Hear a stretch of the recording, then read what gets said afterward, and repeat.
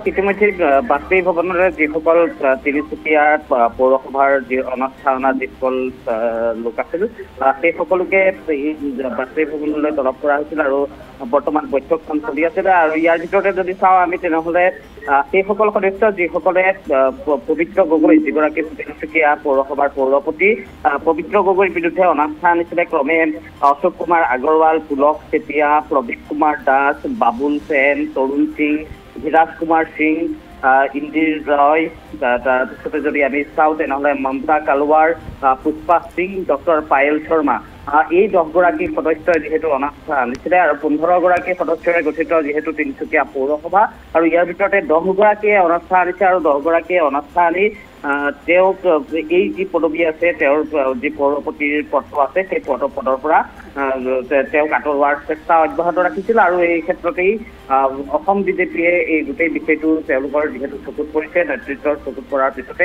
পৌৰসভাৰ যিসকলে এই অনাস্থা আনিছিলে অনাস্থা অনা প্ৰতিগৰাকী সদস্যকে বাজপেয়ী ভৱনলৈ তলব কৰিছে আৰু তেওঁলোক ইতিমধ্যে আহি উপস্থিত হৈ ৰাজ্যিক বিজেপিৰ সভাপতি ভৱেশ কলিতাৰ উপস্থিতিত বৰ্তমান সেই চিন্তন বৈঠকখন এই পৌৰসভাটোক লৈ চলি আছে। আৰু সমান্তৰালভাৱে যদি আমি চাওঁ তেনেহ'লে বৰপেটা পৌৰসভা, বিহপুৰীয়া পৌৰসভা, লখিমপুৰ পৌৰসভা, শোণিতপুৰ পৌৰসভা, বিলাসীপাৰা পৌৰসভা এই পৌৰসভা সমূহতো সামগ্ৰিকভাৱে প্ৰতিটো পৌৰসভাতে কিছু নহয় কিছু খেলি মেলি এই পৌৰসভাসমূহতো আছে।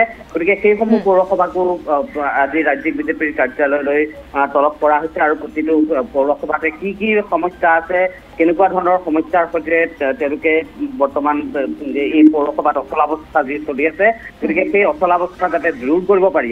আৰু বিশেষকৈ তিনিচুকীয়া পৌৰসভা ইয়াৰ পূৰ্বেও যদি চাওঁ তিনিচুকীয়া পৌৰসভাৰ যিগৰাকী পৌৰপতি আছিল জয়ন্ত বৰুৱা আৰু জয়ন্ত বৰুৱাকো এনেধৰণে অনাস্থা আনি জয়ন্ত বৰুৱাক তাৰ পৰা আঁতৰোৱা হৈছিল, পৌৰপতি পদৰ পৰা আঁতৰোৱা হৈছিল আৰু পৰৱৰ্তী পৰ্যায়ত পবিত্ৰ গগৈ সেই পদটোত অধিষ্ঠিত হৈছিল। কিন্তু এতিয়া পবিত্ৰ গগৈক আঁতৰাবলৈ চেষ্টা কৰা হৈছে আৰু আমাৰ হাতত যি খবৰ আছে যে এতিয়া পুলক চেতিয়া বুলি যিগৰাকী সদস্য আছে পৌৰসভাৰ সদস্য, সেই পৌৰসভাৰ সদস্যগৰাকীক এটা পক্ষই তেওঁক পৌৰপতি পতাৰ বাবে তেওঁলোকে কুচকাৱাজ তেওঁলোকে চলাইছে। আৰু এই ক্ষেত্ৰত যি তিনিচুকীয়া জিলা আয়ুক্ত সেই জিলা আয়ুক্তগৰাকীয়েও 20 দিনৰ সময়সীমা দিছে যে পৌৰপতি পবিত্ৰ গগৈয়ে তেওঁৰ শক্তি যে আছে, তেওঁৰ বিৰুদ্ধে যি অনাস্থা আছে সেই অনাস্থা জয় কেনেধৰণে কৰিব পাৰি তাৰ বাবে তেওঁকো সময়সীমা দিছে। আৰু আজিৰ যিখন বৈঠক এতিয়া বৰ্তমান ৰাজ্যিক বিজেপিৰ কাৰ্যালয়ত চলি আছে সেই বাজপেয়ী ভৱনৰ বৈঠকখনতেই আচলতে তেওঁলোকক যিখিনি বুজনি দিব ৰাজ্যিক বিজেপিৰ নেতৃত্বই,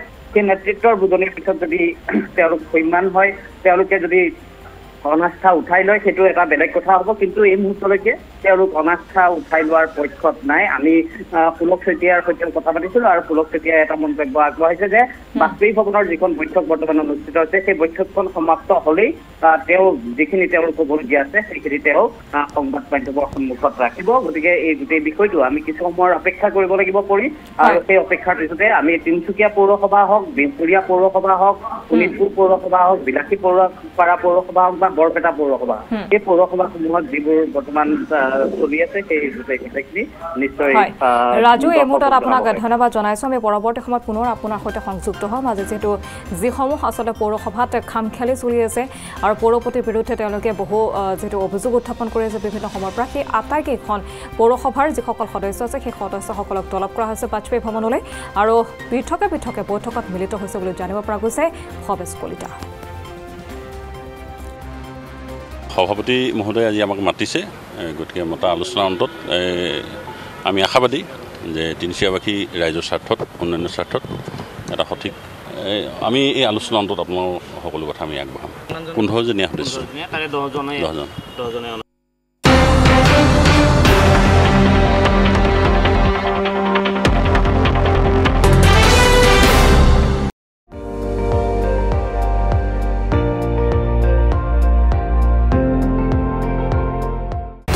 আপুনি চাই আছে ND24, সৰ্বশ্ৰেষ্ঠ নহয় সৰ্বোত্তমৰ দৌৰ।